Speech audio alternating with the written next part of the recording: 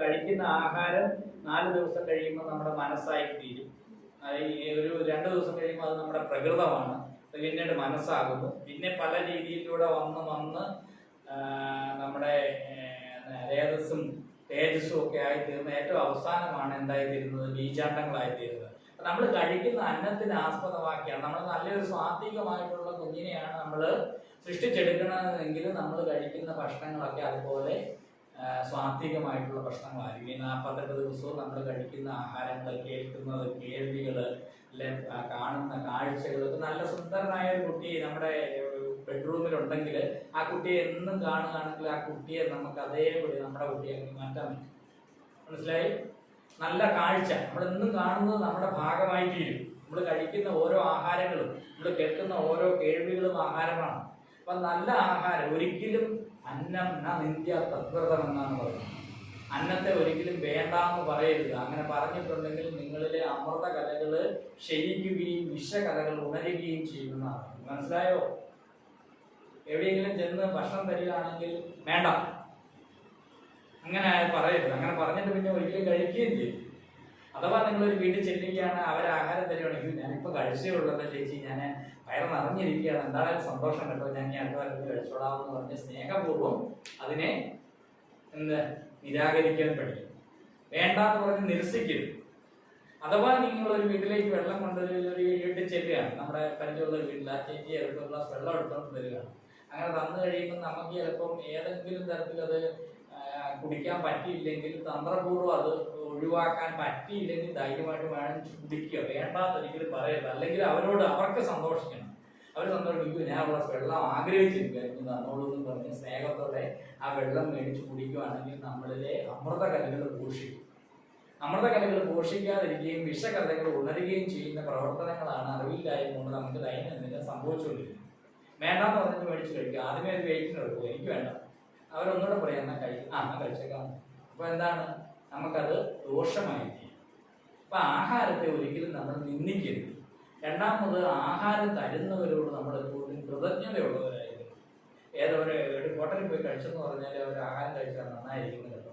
കാരണം അവരുടെ മനസ്സാണ് അന്നമായിരിക്കുന്നത്. വീട്ടിലെ ഭാര്യ ഭർത്താക്കന്മാർ തമ്മിൽ വഴക്കുണ്ടാക്കി കഴിഞ്ഞ് ഭാര്യ ഉണ്ടാക്കി തരുന്ന ഒരിക്കലും കഴിക്കും. നമ്മുടെ ആരോഗ്യം നഷ്ടപ്പെടും. ഭർത്താവ് നമ്മളോട് വഴക്കാണെങ്കിൽ ആ അന്നം ഉണ്ടാക്കുമ്പോൾ ഭർത്താവിന് സ്നേഹം തോന്നണമെന്ന് മനസ്സിൽ വിചാരിച്ചുകൊണ്ട് അന്നം ഉണ്ടാക്കി കഴിഞ്ഞാൽ ഓട്ടോമാറ്റിക്കലി ആ അന്നം കഴിച്ചു കഴിയുമ്പോൾ ഭക്ഷണം ആ ഭർത്താവ് നമ്മളോട് സ്നേഹം തോന്നും. അപ്പൊ അന്നത്തിലൂടെ എന്ത് നമുക്ക് സാധ്യമാകും? കാരണം അന്നമാണ് എല്ലാത്തിനും ബേസ്. അന്നം സർവഭൂതാനി. അപ്പൊ അന്നത്തെ ഒരിക്കലും നിന്ദിക്കരുത്. അന്നം നിന്ദ്യ തത്വം. അന്നത്തെ നിന്ദിക്കാൻ പാടില്ല. അന്നം ബഹുപൂർവീത തത്വം. അന്നം ധാരാളമായിട്ട് വിളയിക്കുക, നമ്മൾ കൃഷി ചെയ്യുക. കൃഷി ചെയ്ത് ഉണ്ടാക്കുന്ന അന്നം നമ്മൾ മറ്റുള്ളവർക്ക് കൊടുക്കുക. മനസ്സിലായി? അന്നം ന പരിചിഷ്യതേ തത്വം പറയുന്നുണ്ട്. അന്നം ഉപേക്ഷിക്കരുത്. ഉപവാസം എടുക്കില്ലെന്ന് ആയുർവേദത്തിൽ ഒരു ഭാഗത്ത് പറയുന്നുണ്ട്. അത് ഞാൻ ഉപവാസം പറയുന്നു പറയും. അപ്പൊ ഇങ്ങനെ കുറെ കാര്യങ്ങളുണ്ട്. നമുക്ക് അന്നം ഒരു പ്രാവശ്യമെങ്കിലും നമുക്ക് അന്നം വെച്ച് വിളമ്പി തന്നവരോട് നമ്മളൊരു കടപ്പാടുണ്ടായിരിക്കണം, എന്നും കൃതജ്ഞതയുള്ളവരായിരിക്കണം. അന്നത്തെ കണ്ടു കഴിയുമ്പോൾ തൊട്ട് നമസ്കരിക്കണം. കാരണം അന്നമാണ് ഈശ്വരൻ. മനസ്സിലായി? നമ്മളെ നിലനിർത്തുന്നതും നമ്മുടെ പരമ്പരയെ നിലനിർത്തേണ്ടതും അന്നമാണ്. അതുകൊണ്ട് കർഷകരെ കാണുമ്പോൾ മറ്റാരെ കാണുന്നതിനേക്കാളും എന്ത് കൊടുക്കണം? ബഹുമാനം കൊടുക്കണം. മനസ്സിലായി? ഇതൊക്കെയാണ് നമ്മുടെ സംസ്കാരം നമ്മെ പഠിപ്പിക്കുന്നത്. അപ്പം അങ്ങനെ ബഹുമാനം കൊടുത്ത് ഭക്ഷണം പാകം ചെയ്തതിന് ശേഷം 3 മണിക്കൂറിന് മുമ്പ് കഴിക്കുക. 3 മണിക്കൂറിന് ശേഷം കഴിക്കരുതെന്നാണ് പ്രകൃതി ജീവനം പറയുന്നത്. പിന്നെ ഇറച്ചി, മീൻ, മുട്ട, പാല്, ഉഴുന്ന, പയറ്, കടല, പരിപ്പ് ഇങ്ങനെയൊക്കെയുള്ള ഹൈ പ്രോട്ടീൻ ആയിട്ടുള്ള ഭക്ഷണം കഴിക്കുന്നുണ്ടെങ്കിൽ കഴിച്ചതിന് ശേഷം 3 മണിക്കൂറിന് ശേഷം കുക്കുംബർ ജ്യൂസ് കുടിക്കുക. നിങ്ങൾക്ക് ഒരുപാട് ഹെൽത്ത് ബെനിഫിറ്റ്സുകൾ കിട്ടും. ഇവിടെ കിട്ടിയോ? ഈ പ്രോട്ടീൻ ദഹിക്കണമെങ്കിൽ ഹൈഡ്രോക്ലോറിക് ആസിഡ് ആവശ്യമാണ്. ഹൈഡ്രോക്ലോറിക് ആസിഡ് വെച്ചാണ് ഈ പ്രോട്ടീൻ ദഹിപ്പിക്കുന്നത്. അങ്ങനെ ദഹിപ്പിച്ച് കഴിയുമ്പോൾ ഉണ്ടാകുന്ന എൻഡ് പ്രൊഡക്റ്റാണ് യൂറിക് ആസിഡ് എന്ന് പറയുന്നത്. യൂറിക് ആസിഡ് എതിലൂടെയാണ് പുറത്തു പോകുന്നത്? യൂറിനിലൂടെ. അപ്പം നന്നായിട്ട് വെള്ളം കുടിക്കാത്ത ഒരാൾ ഇറച്ചി, മീനോ, മുട്ട, പാല ഇങ്ങനെ ഉള്ള സാധനങ്ങളാണ് കഴിക്കുന്നതെങ്കിൽ അവന് യൂറിക് ആസിഡ് ജോയിന്റുകളിൽ ഡിപ്പോസിറ്റ് ആവുകയും വാദം ഉണ്ടാവുകയും ചെയ്യുക. ജോയിന്റ് പെയിന്, ജോയിന്റ് തേയ്മാനം ഒക്കെ ഉണ്ടാകും. ഇങ്ങനെയൊക്കെയാണ് രോഗങ്ങളുണ്ട്. ഞാൻ അതിൻ്റെ ചികിത്സ ഡിസീസിലേക്കൊന്നും കിടക്കുന്നില്ല. പക്ഷേ നല്ലപോലെ വെള്ളം കുടിക്കുക, പിന്നെ നല്ല ആഹാരം തിരഞ്ഞെടുക്കുക. ആഹാരം പാകം ചെയ്ത് അപ്പപ്പോൾ കഴിക്കുക. ആഹാരം പിന്നെ ഫ്രിഡ്ജിൽ വെച്ചിട്ട് അതെടുത്ത് ചൂടാക്കി കഴിക്കരുത്. ഒരു കാരണവശാലും തേൻ എന്ന് പറയുന്ന സാധനം ഫ്രിഡ്ജിൽ വെച്ച് ഉപയോഗിക്കരുത്. മനസ്സിലായി? അപ്പം നല്ല ക്വാളിറ്റി ഉള്ള ആഹാരത്തെ തിരഞ്ഞെടുക്കാനായിട്ട് നമ്മൾ പഠിക്കുക. ക്വാണ്ടിറ്റി കുറയ്ക്കുക, ക്വാളിറ്റി കൂട്ടുന്നു. മനസ്സിലായി? പിന്നെ ഫലങ്ങളാണ് നമുക്ക് ആവശ്യമുള്ളത്. ഏറ്റവും പ്രധാനമായിട്ട് കഴിക്കേണ്ടത് സീസണൽ ഫുഡാണ്. അൺസീസണൽ ഫുഡ് ആപത്താണ്. അതാത് സമയത്ത് അതാത് തദ്ദേശീയമായിട്ട് വിളയുന്ന ആഹാരമാണ് നമുക്ക് അപ്രോപ്രിയേറ്റ് ആയിട്ടുള്ളത്. പൈസയൊക്കെ ഉണ്ടെങ്കിൽ ഏറ്റവും നല്ല ഫ്രൂട്ട് അവോക്കാഡോയാണ്. വാങ്ങിക്കുക, കഴിക്കുക. Best fruit avocado, butter fruit. pH 7 ആയിട്ടുള്ള ഒരേ ഫ്രൂട്ടാണ് അവോക്കാഡോ. ഇടയ്ക്ക് കഴിക്കും. സ്പോർട്സിനൊക്കെ പോകുമ്പോഴേ നല്ല ഹെൽത്ത് ഫിറ്റ്നസ്. പിന്നെ ആഹാരത്തെ കുറിച്ചൊക്കെ പറയാനായിട്ട് ഒരുപാട് കാര്യങ്ങളുണ്ട്. എന്താ പിന്നെ ആഹാരത്തിന്റെ ഒരു പഴഞ്ചൊല്ലുണ്ട്, വെളുക്കും മുമ്പ് അരി വെക്കണം, അരി വെക്കും മുമ്പ് കറി വെക്കണം. കേട്ടിട്ടുണ്ടോ? കേട്ടിട്ടില്ല? വെളുക്കും മുമ്പ് അരി വെക്കണം, അരി വെക്കും മുമ്പ് കറി വെക്കണം. ഈ ഒരു കാര്യം അനുവർത്തിച്ചാൽ തന്നെ നിങ്ങൾക്ക് പല രോഗങ്ങളും വരില്ല. ഇന്നുണ്ടാകുന്ന എല്ലാ രോഗങ്ങൾക്കും കാരണം അരിയുടെ തവിട് കളഞ്ഞ് അല്ലെ തവിടില്ലാത്ത അരി കഴിക്കുന്നതുകൊണ്ടാണ്. അതെന്താണ്? വെളുക്കും മുമ്പ് അരി വെക്കണം. തവിട് കളഞ്ഞ് മൊത്തം അരി വെളുക്കാൻ നിൽക്കരുത്. തവിടോട് കൂടി അരി വെച്ചിട്ട് ചോറ് കഴിക്കുക. അരി വെക്കും മുമ്പ് കറി വെക്കണം എന്ന് പറഞ്ഞാൽ കിളുന്ന പ്രായത്തിലായിരിക്കണം പച്ചക്കറികളൊക്കെ ഉപയോഗിക്കാൻ. ഇപ്പൊ ഉദാഹരണം പറഞ്ഞാൽ കോവയ്ക്ക മൂക്കാൻ നിൽക്കരുത്.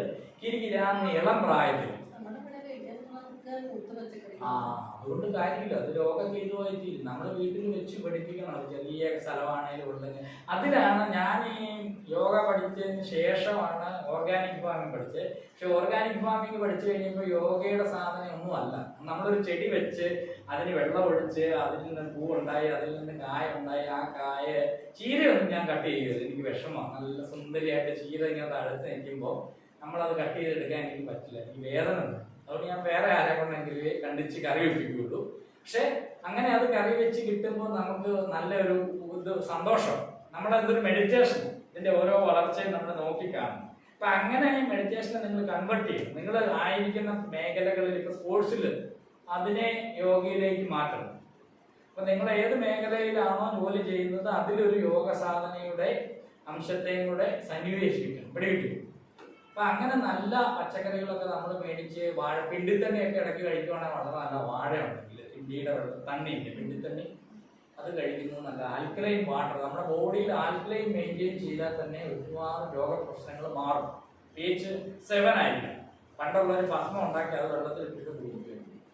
ഇന്നിപ്പോൾ അങ്ങനെയൊന്നുള്ള നല്ല ഭസ്മമൊന്നും ഉണ്ടാക്കുന്നില്ല. അപ്പൊ നന്നായിട്ട് നമ്മൾ ആഹാരത്തെ പശുചാണകം മാത്രമല്ല, കൂടത്തിന്റെ തോട്, ചന്ദനം, നമ്മുടെ മരുതിയുടെ തോല്, കൂളത്തിന്റെ കായ്, നാടൻ പശുവിന്റെ ചാണകം, 5 കൂട്ടം സാധനങ്ങൾ സമമെടുത്ത് സ്ഫുടം ചെയ്തെടുക്കും. ശുദ്ധമായ കൂളത്തിന്റെ കായാണോ? കായയുടെ തോട്, കൂളത്തോട്. പഞ്ചാക്ഷരിക്ക് 5 അക്ഷരമല്ലേ? 5 അക്ഷരത്തിനെയും പ്രതിദാനം ചെയ്യുന്ന 5 ഘടകങ്ങൾ. പശുവിൻ ചാണകം തലയിലൊക്കെ ഒരു ഉള്ളിൽ കൂത്താ മതി. കൂളത്തോട് പറയും. മരുതിത്തോല്, മരുത്തിത്തോലല്ലേ? മരുത്. വൃന്ദസമൂലം, തുളസി. എന്താ തുളസിയുടെ അർത്ഥമൊക്കെ ചോദിച്ചിട്ട് ഞാൻ പറഞ്ഞു തന്നില്ല. നിങ്ങൾക്ക് ആവശ്യമില്ലാത്തത് ഞാൻ തരാൻ വിശ്വസിക്കണമെന്ന് പറഞ്ഞു. എത്ര എണ്ണമായി? പശു ചാണകം, കൂളത്തോട്, മരുതിന്റെ തോല്, തുളസി, ചന്ദനം, 5. ഓക്കെ. ഇതെല്ലാം സമമായിട്ടെടുത്ത് പൊടിച്ച് ഉരുളയാക്കി നെല്ലിൽ അല്ലാതെ ഉമ്മിയിൽ വെച്ച് സ്ഫുടം ചെയ്തെടുക്കാം. അതല്ലെങ്കിൽ ഇതെല്ലാം കൂടെ ഒരു ഗോതമ്പുണ്ടത്തിലിട്ട് കത്തിച്ച് ചാമ്പലാക്കിയിട്ട് ആ ചാമ്പല് വെള്ളത്തിൽ കലക്കി അരിച്ച് മൺകലത്തിലോ ചെമ്പുകലത്തിലോ വെച്ചിട്ട് അത് ഊറി വന്നു കഴിയുമ്പോൾ ആ വെള്ളം മാറ്റി വീണ്ടും വെള്ളം ഒഴിച്ച് ഒരു 5 തവണ അങ്ങനെ ചെയ്ത് അടിഞ്ഞു വരുന്നത് ചെമ്പ് പാത്രത്തിൽ വെച്ച് വെള്ളത്തിന് മുകളിൽ കെട്ടിയിട്ട് ആമന ചെയ്യണം. വെളിച്ചത്തിൽ പൗർണമി രാത്രിയിൽ അത് പാവന ചെയ്തിട്ട് അത് കമണ്ടലുവിൻ്റെ അകത്തോ ചെപ്പിൻ്റെ അകത്തോ അങ്ങനെ അടച്ചു വെച്ചാൽ 1000 വർഷങ്ങളോളം ഔഷധമായിട്ട് ഉപയോഗിക്കുക. ഒരു തുള്ളി ഇതിങ്ങനെ ചെറുത്തോണ്ട് പോലെയുള്ള സാധനം വെള്ളം കുടിച്ചാൽ പണ്ട് കാലത്തെല്ലാം വീട്ടിൽ ഈ ഭക്ഷണം കൊടുക്കുക എന്ന് പറഞ്ഞ് പഴയ തറവാടുകളിലൊക്കെ പോകുമ്പോൾ കാണും. ഇതിനകത്ത് കാണും എത്ര കാലം വേണമെങ്കിലും ഇരുന്നൂറ്. മടുത്തു, ഞാൻ പെട്ടെന്ന് വിടാം. അന്നമായി. അടുത്തത് ഉപവാസം. അവസാനം മനസ്സ്. ഈ മനസ്സ് എന്ന് പറയുന്നത് എന്താണ്? നമ്മൾ കഴിക്കുന്ന ആഹാരത്തിനനുസരിച്ചാണ് മനസ്സ് മാറുന്നത്. നമ്മൾ സ്വാത്വികമായ ഭക്ഷണം കഴിച്ചാൽ സാത്വിക ഗുണമായിരിക്കും. നമ്മുടെ ഓരോരുത്തരുടെയും ജോലിക്ക് അനുസരിച്ച് വേണം ശരിക്കും നമ്മൾ ഭക്ഷണം കഴിക്കാനായിട്ട്. ഇപ്പോൾ ഒരു അമ്പലത്തിൽ പൂജ ചെയ്യുന്ന ആൾ കഴിക്കേണ്ട ഭക്ഷണമല്ല ഒരു പാറമടയിൽ തൊഴിൽ ചെയ്യുന്ന ആൾ. അപ്പൊ ആ ഭക്ഷണത്തിന്റെ ലഘുത്വവും ഗുരുത്വവും ഒക്കെ നിർണ്ണയിക്കുന്നത് അദ്ദേഹം ആ ആൾ ആയിരിക്കുന്ന സാഹചര്യങ്ങൾ അദ്ദേഹത്തിന്റെ പാരമ്പര്യ നിഷ്ഠമാണ്. അപ്പൊ നമ്മൾ ഓരോരുത്തരും ഓരോ പാരമ്പര്യത്തിൽ നിഷ്ഠമാണ്. ഇപ്പം സമുദ്ര മേഖലയിൽ താമസിക്കുന്ന ഒരാൾ, ഇപ്പോൾ ആലപ്പുഴ ഭാഗത്ത് താമസിക്കുന്ന ഒരാൾ ഇവിടെ യോഗ പഠിക്കാൻ വന്നു കഴിഞ്ഞാൽ അദ്ദേഹത്തോട് പറയുക മീൻ കൂട്ടരുതെന്ന് പറഞ്ഞു കഴിഞ്ഞാൽ അദ്ദേഹത്തിന്റെ പാരമ്പര്യത്തിന് എതിരാണ്. അത് ശരിയല്ല. നമ്മുടെ പാരമ്പര്യം എന്താണെന്ന് നമുക്കേ അറിയുള്ളൂ. അപ്പൊ നമ്മുടെ അച്ഛനമ്മമാര് കഴിച്ച പാരമ്പര്യത്തിൽ നിന്നാണ് നമ്മൾ എന്ത് ചെയ്ത് ഉണ്ടായത്. ഇപ്പം ഒരു ബ്രാഹ്മണ കുലജാതനായിട്ടുള്ള ഒരാളുടെ അവരുടെ അച്ഛനമ്മമാര് കഴിച്ചിരുന്ന ഒരു പാരമ്പര്യത്തില്ല. ആ പാരമ്പര്യ ഭക്ഷണം അവർക്ക് അപ്രോപ്രിയേറ്റ്. നേരെ മറിച്ചൊരു മുക്കുവ സമുദായത്തിൽപ്പെട്ട ധീവര സമുദായത്തിൽപ്പെട്ട ഒരാളുടെ അച്ഛനമ്മമാര് കഴിച്ച ഭക്ഷണത്തിന് അനുഗുണമായിട്ട് ആ ഭക്ഷണത്തിന്റെ ബീജാണ്ടങ്ങളിൽ നിന്നുണ്ടാകുന്ന കുട്ടിക്ക് അത് അവരുടെ ഭക്ഷണശീലം എന്തായിരിക്കും? അപ്രോപ്രിയേറ്റ്. അപ്പൊ നമ്മളുടെ ഭക്ഷണശീലം എന്താണെന്നുള്ളത് നമ്മുടെ പാരമ്പര്യത്തിൽ നമുക്ക് സാന്നിധ്യം വന്ന ഭക്ഷണമാണ് ഏറ്റവും നല്ലത്. പക്ഷെ ഏതെങ്കിലും ഒരു രോഗം വരുമോ ബുദ്ധിമുട്ട് വരുമോ ഒക്കെ ചെയ്യുമ്പോൾ ഈ ഭക്ഷണത്തെ നമ്മൾ പഴങ്ങളിലേക്ക് മാറ്റും. പഴങ്ങൾ എന്ന് പറയുമ്പോൾ എല്ലാവർക്കും മനുഷ്യൻ ശരിക്കും ഒരു പഴ ജീവിയാണ്, ഫ്രൂട്ടേറിയനാണ്. മനസ്സിലായി? അപ്പൊ നമുക്ക് പഴങ്ങൾ ഇപ്പൊ നമ്മൾ കഴിച്ചു വന്ന പാരമ്പര്യത്തിൽ ഈ പഴങ്ങൾ പിന്തള്ളപ്പെട്ടുവെങ്കിലും എല്ലാവരിലും നമുക്ക് മനുഷ്യൻ എന്ന് പറഞ്ഞാൽ ഫലങ്ങൾ കഴിക്കുന്നുണ്ട്. ശരിക്കും മണ്ണിലെ കിഴങ്ങ് പോലും നമുക്കുള്ളതല്ല. പ്രകൃതിയുടെ സിദ്ധാന്തം അനുസരിച്ച് കിഴങ്ങ് എന്ന് പറയുന്ന എലി പോലെയുള്ള പന്നി പോലെയുള്ള ജീവികൾക്കുള്ളതാണ്. അല്ലെങ്കിൽ പയർ പോലെയുള്ള സാധനങ്ങൾ കിളികൾക്കുള്ളതാണ്. നെല്ല്, പയറൊക്കെ മനുഷ്യന് പതിച്ചേക്കുന്നത് തേങ്ങയും കരിക്കും പഴങ്ങളും. അപ്പൊ അങ്ങനെ നല്ല നല്ല പഴങ്ങളെയാണ് നമ്മൾ ഭക്ഷണത്തിൽ കൂടുതലായിട്ട് ഉൾപ്പെടുത്തേണ്ടത്. അങ്ങനെ സ്വാത്വികമായ ഭക്ഷണങ്ങളാണ് നമ്മൾ കഴിക്കുന്നതിൽ ആ ഭക്ഷണത്തിന് മനസ്സിന് സ്വാധീനിക്കാൻ കഴിയും. കാരണം അന്നമാണ് മനസ്സായിട്ട്. മനസ്സിലായി? ഈ സപ്തധാതുക്കളുടെ ചംക്രമണത്തിലൂടെ നമ്മുടെ മനസ്സ് ഇപ്പൊ നമ്മള് ഈ 41 ദിവസം മുമ്പ് നമ്മൾ കഴിക്കുന്ന ആഹാരം പൊറോട്ടയും പോട്ടി കുറച്ച് കള്ളും മദ്യവും ഒക്കെ അടിച്ച് കൂട്ടിയായിട്ട് കിടന്ന ഒരു വ്യക്തി 41ാമത്തെ ദിവസം ദമ്പതിക്രിയയിൽ ഏർപ്പെട്ട ഒരു കൊച്ചുണ്ടാകുകയാണെങ്കിൽ ഈ 41 ദിവസം മുമ്പ് ഏത് പ്രകൃതമാണോ ആ ടൈപ്പ് ഓഫ് നേച്ചറിലുള്ള കുട്ടിയായിരിക്കും ഉണ്ടാകുന്നത്. കുട്ടിയെ കുറ്റം പറഞ്ഞിട്ട് കാര്യമില്ല. ഉണ്ടാക്കിയവന്റെ കഴിവുകേടല്ല, അറിവില്ലായ്മയാണ്. മനസ്സിലായി? അപ്പൊ നമ്മുടെ മനസ്സ് എന്ന് പറയുന്നത് നമുക്ക് കാണാൻ പറ്റില്ല. ഒരു മാഗ്നറ്റിക് ഡിവൈസ് ആണെന്ന് സങ്കല്പിച്ചാൽ തന്നെ ഇത് കാണാൻ പറ്റുന്ന ഒരു അവസ്ഥയല്ല. പക്ഷെ നമ്മുടെ പ്രകൃതമാണ്, നമ്മുടെ സ്വഭാവമാണ്. അപ്പൊ ആ സ്വഭാവം എന്ന് പറയുന്നത് നമ്മുടെ ആഹാരമാണ് അതിൽ പ്രധാനമായിട്ടുള്ളത്. അപ്പൊ ശരിയായ നമ്മുടെ പ്രകൃതത്തിനനുസരിച്ചുള്ള ആഹാര പാകം ചെയ്യാനും അത് ശുദ്ധമായ രീതിയിൽ കഴിക്കാനുമുള്ള ഒരു അറിവ്, അത് വലിയൊരു സബ്ജക്റ്റാണ്. യോഗിക് ഡയറ്റ് എന്നൊക്കെ പറഞ്ഞാൽ യോഗികൾ അനുവർത്തിക്കേണ്ട ആഹാരശീലങ്ങള് ഇതൊക്കെ ഉണ്ട്. പക്ഷെ നിങ്ങൾ പരമാവധി ആഹാരത്തെ ശുദ്ധമാക്കുക. നിങ്ങൾ കഴിച്ചിരുന്ന ആഹാരങ്ങൾ, മാംസാഹാരം കഴിക്കുന്നവരുണ്ടെങ്കിൽ അതിൽ ശുദ്ധത വരുത്തുക. മനസ്സിലായി? നല്ല ശുദ്ധമായ സാധനങ്ങൾ മിതമായ രീതിയിൽ കഴിക്കുക. അതുപോലെ ഒരു കാരണവശാൽ രാത്രി ഭക്ഷണത്തിൽ മാംസാഹാരം ഉൾപ്പെടുത്തുക. ശുദ്ധ സസ്യാഹാരികൾ ആരെങ്കിലും ഉണ്ടോ? ഇല്ല. അപ്പം രാത്രി ഭക്ഷണങ്ങളിൽ നിങ്ങൾ എന്ത് ചെയ്യുക? മാംസാഹാരം വർജിക്കുക. അത്ര എനിക്ക് പറയാനുണ്ട്. രാത്രിയിൽ മാംസാഹാരം ഒഴിവാക്കുക. അഥവാ കഴിക്കണമെന്നുണ്ടെങ്കിൽ മധ്യാഹ്നത്തെ ഭക്ഷണത്തിലോ ഉച്ചക്കത്തെ രാവിലത്തെ ഭക്ഷണത്തിലോ മാത്രം ഉൾപ്പെടുത്തുക. രാത്രിയിൽ ഏറ്റവും നല്ലത് സൂപ്പ് പോലെയുള്ള ഭക്ഷണങ്ങളാണ്. ഈ നൈറ്റ് പാർട്ടിക്കൊക്കെ പോകുമ്പോൾ എന്തെങ്കിലും സലാഡോ എന്തെങ്കിലും ചെറുതായിട്ടൊക്കെ കഴിക്കുക. നോൺ വെജ് കഴിയുന്നത്ര കഴിക്കാതെ. ഒന്നാമത്തെ കാറ്ററിംഗ് സർവീസിലൂടെയാണല്ലോ കിട്ടുന്നത്. അപ്പോൾ അതിനെല്ലാം പാകം ചെയ്യുന്നതിലെല്ലാം ഒരുപാട് പ്രശ്നങ്ങളുണ്ട്. അപ്പോൾ നിങ്ങൾ അത്യാവശ്യം നോൺ വെജ് കഴിച്ച് പാരമ്പര്യമുള്ളവരാണെങ്കിൽ എന്ത് ചെയ്യുക? വീട്ടിൽ പാകപ്പെടുത്തി വല്ലപ്പോഴും ഒക്കെ കഴിക്കും. അതിന് ഞാൻ തെറ്റ് പറയുന്നില്ല. പൂർണ്ണമായിട്ട് പ്രകൃതിയിലേക്ക് വന്നാൽ മാംസാഹാരം പാടില്ല, നിഷിദ്ധമാണ്. അപ്പൊ മനസ്സ് എന്ന് പറയുന്നതാണ് നമുക്ക് ഏറ്റവും കൂടുതൽ ശക്തി ഉണ്ടായിരിക്കേണ്ട, അല്ലെ ബലം ഉണ്ടായിരിക്കേണ്ട, രോഗപ്രതിരോധ ശേഷിക്ക് എല്ലാത്തിനും കാരണം മനസ്സാണ്. അപ്പൊ മനസ്സിന്റെ നൈർമല്യത, അല്ലെ ഈ നൈർമല്യത വന്നു കഴിയുമ്പോൾ നമുക്ക് രോഗമുണ്ട്. അത് വേറെ ഒരു കാര്യമുണ്ട്. മനസ്സിൽ ദുഷ്ടത, മനസ്സിൽ